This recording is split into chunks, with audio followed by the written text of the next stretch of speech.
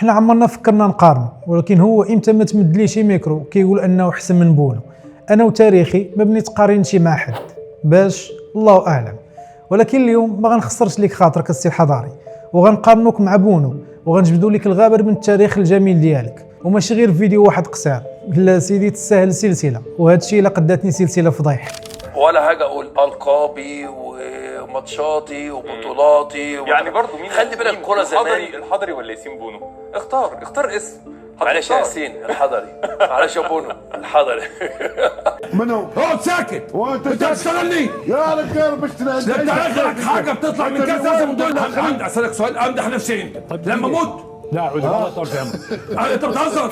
افتخر بتاريخي وباسمي وكل حاجه، اللي عاجبه مش عاجبه خلاص. المهم ما علينا نبداو. من بغيت نعرف الانجازات الدوليه ديال الحضري وبونو باش نقدر نقارن بلا ما نظلم فيهم شي واحد. اول حاجه لقيتها مفارقه غريبه بين ياسين من جائزه زامورا كاحسن حارس في اسبانيا، والحضري اللي حتى هو خدا لقب عالمي، لقب اكبر حارس في العالم في كاس العالم في 2018 وعمره 45 عام. كيف ما سبق المنتخب مصر ودخل العالميه كاكثر منتخب ضيع الوقت ورجع الكره للحارس. ولكن السؤال هو واش الالقاب هي كل شيء، ولا الليفل فين ربحتي دوك الالقاب هو اللي كيدير الفرق الحقيقي؟ هذا هو السؤال الصراحه. فاش كنحطوا هذا السجل قدام مسار ياسين بونو المنطق كيتغير تماما. بونو اللي تزاد في 1991 مرضاش انه يبقى في المنطقه المريحه، بدا في الوداد البيضاوي وغيحرق المراحل للاحتراف الحقيقي في الليغا الاسبانيه. داز من اتلتيكو مدريد، ريال ساراغوسا، جيرونا، وغيكمل المجد ديالو في اشبيليا وحاليا مع الهلال السعودي. الفرق الواسع كيبان فاش كتشوف بونو كيهز جوج ديال الالقاب في الدوري الاوروبي، وهو السد المانع اللي وصل المنتخب المغربي لنصف نهائي مونديال قطر. ولكن التحفه الفنيه اللي سكتات كاع المشككين هي فاش خدا جائزه زامورا كاحسن حارس في اسبانيا سنه 2022، وغيتفوق على عمالقه بحال كورتوا واوبلاك، بالاضافه لانه الحارس اللي كيتصنف من احسن الحراس في العالم وماشي غير في افريقيا السي الحضاري. وهذا هو الفرق بين القاب قاريه اتخذت في ظروف خاصه وحنا راه عارفينها، وبين انجازات دوليه في وسط محترف 100%. فين كاينه التكنولوجيا والبيانات هي اللي كتحكم، والخطا ممنوع.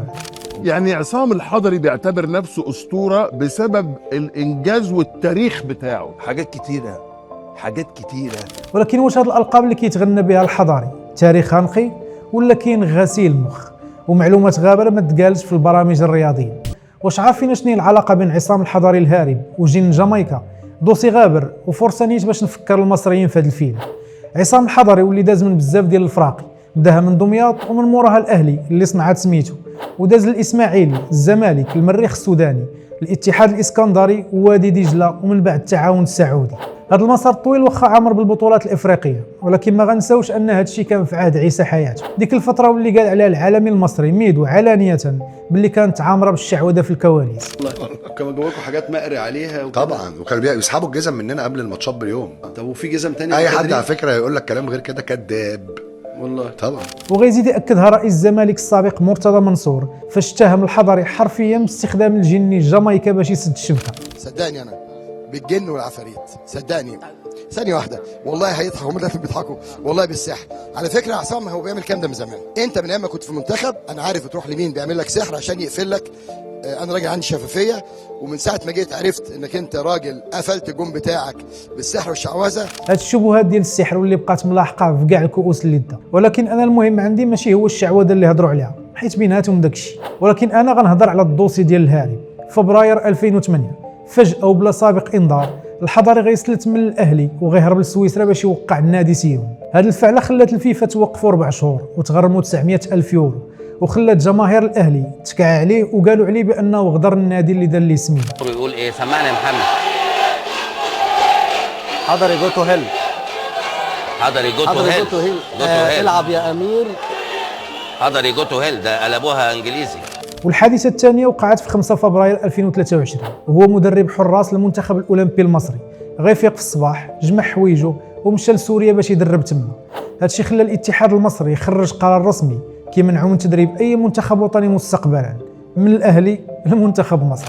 الاتحاد المصري اعلن ان هو لن يتم استدعاء عصام الحضري مره اخرى للعمل في المنتخبات الوطنيه كعقاب على الموقف اللي هو عمله. ولكن الدوسي الغابر هي فاش مشى يحترف في المريخ السوداني ورجع كيمارس الهوايه المفضله ديال السليت والهروب. هادشي خلى رئيس نادي المريخ السوداني جمال الوالي يخرج بتصريح مباشر ويقول باللي الحضري كيهمو غير الفلوس اكثر من النادي، ودار ليهم صداع الراس بدوك التمثيليات ديال الهرم. لم يعرف الاستقرار بل تفاقمت مشاكله وكان القاسم المشترك في كل مرة هو المال. الناس يعني وضع حد لوضعيته يعني. وبين بونو اللي كيفرض الاحترام بالاحترافيه والوفاء ديالو، وبين حارس كيسلت في نصاصات الليل على قبل الصرف. كتعرف باللي الارقام القياسيه ديال العمر ماشي هي اللي كتصنع الاسطوره، هادشي اللي سمعته غير الجانب الرياضي.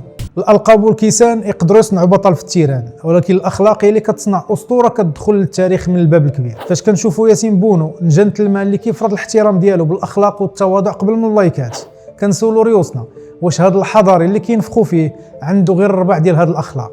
الحقيقه كتقول العكس تماما، حيت التاريخ ديالو عامر بالبلطجه، السمسره والفضائح اللي وصلت حتى للكوميساريات. غادي نبدا الدوسي الاسود ديال الحضري في غرف الملابس واللي ما فيه ما يتشاف. في فبراير 2017 فاش كان كيلعب مع فريق وادي دجله، غادي يدير واحد التصرف اللي مستحيل تشوف شي لاعب محترف كيديرو. السيد غادي ينوضو يصرفق الحارس الثالث خالد وليد قدام اللعابه كاملين. هذا السلوك البلطجي والعنف المبرر بالانا المريضه خلات الاداره ديال النادي تجري عليه من المعسكر وتغرموا 300 ألف جنيه. طب قصه الحضري طبعا اللي حصل بالظبط عشان الناس تبقى عارفه ان في وسط التدريب فالحضري بياخد اللعيبه وبيتمرن معاها، فكلم الحارس البديل خالد وليد بشكل ما عجبش خالد وليد لما قال له قوم يلا، فقال له ما تقوليش يلا. قال له يعني ايه؟ قال له ما تكلمنيش بالمنظر ده، فالحضري يحلطش والقلم. ولكن التصرف اللي عمرك غتكون سمعتيه كان في مونديال روسيا 2018، وتما فين غيتفرش الحضري وغيتسمى بعباد القرش، يعني عباد الفلوس. عوض ما يركز في الماتشات اللي كيمثل فيها بلادو، غيستغل الصفه ديالو كعميد للمنتخب وبدا كيدير التصمصير في غرف الملابس. كان كيجيب اللعابه ديال المنتخب للقنوات الفضائيه باش يديروا معاهم حوارات، وكياخذ هو الكوميسيون ديالو كيديرها في جيبو على كل لعاب كيجيبو. هاد السمساره بصحابو في وقت حساس بحال المونديال بقات وصمه تعرف التاريخ ديالو كقائد. الفضيحه اللي اتعرفت عن عصام الحضري، عصام الحضري كان شغال في البطوله دي على ما يبدو سمسار كوميسيونجي، كان شغال ريجيسير، وشغله الريجيسير واحد بيفتح مكتب عشان يجيب للقنوات التلفزيونيه نجوم يستضيفوها. وهذا الاستهتار ما حبش غير في كوره، ولكن غيدوز حتى لحياته الشخصيه. في يوليوز 2024 في منطقه الساحل الشمالي في مصر غادي يفيقوا الناس على حادثه بطلها الكلب ديال الحضاري، واللي هجم على مهندسه في واحد المجمع سكني وسبب لها جروح خطيره. المشكله هي ان الحضاري ومراته لقاو ريوسهم في محضر رسمي ومتابعه قضائيه حيت كانوا طالقين الكلب بلا كمام، والسيده رفضت انها تنازل اليوم. وهذا الشيء كيبين باللي حتى في حياته اليوميه كان الاستهتار بالقانون وبسلامه الناس. هاد جنون العظمه والتعالي هو اللي خلى الاعلامي المصري احمد شوبير يخرج بتصريح مباشر فاش هضر على الاسسده المرضيه ديال الحضاري، وقال باللي ان هاد السيد باغي يبني ضريح لراسو باش يبقاو الناس يعبدوه رياضيا. وفاش كتحط هاد الدوسي ديال الهروب مع السمسره والبلطجه حدا المسار ديال ياسين بونو واللي محبوب في العالم كامل، كتعرف باللي المقارنه اصلا باطله. اشنو علاقه عصام الحضاري بالصابون البلدي؟ غادي نوريكم في هذه المعلومه واحد الجانب مخبي في تاريخه. جهة اليسار ومحاوله لفريق نادي الرجاء، تمرير الى علي العربي، وادي كره عرضيه ومحاوله قريبه،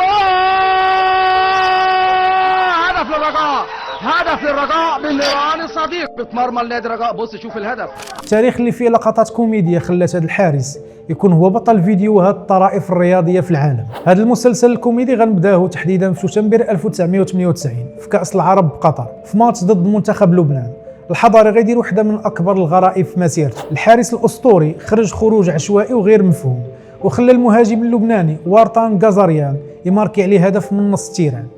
كره طايره في السماء، المسافه طويله والحضري كيتفرج فيها وهي كتدخل للشبكه، في مشهد كيبين ضعف كبير في التمركز وتقدير المسافات، لدرجه ان الجمهور بقى كيتساءل واش هذا حارس دولي ولا مجرد هاوي. غنشوفوا واحده من اللقطات اللي غيتفكروها المصريين مزيان واللي كانت في 15 يونيو 2012.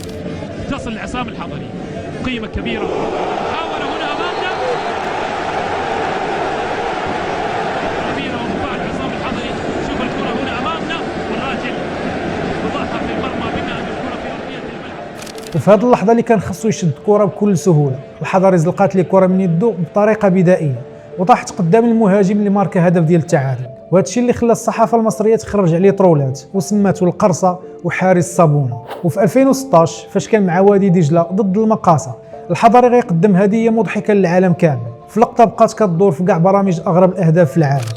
لسه بنقول ان الحضري اخطا عفوا خطأ كبير جدا في اللقاء الماضي امام نادي الشرقية، لكن لم يكن بنفس قدر. كلام كبير كويس قوي عن الحضري، لكن ادي التسديدة حلوة حلوة حلوة، لكن يعني طبعا هادشي بلا ما نساو ماتش حرس الحدود في 2009 فالسوء التقدير ديالو خلى احمد حسن مكي يماركي عليه هدف من زاوية مستحيلة وطير لفرقته كاس مصر في الدقائق الاخرى.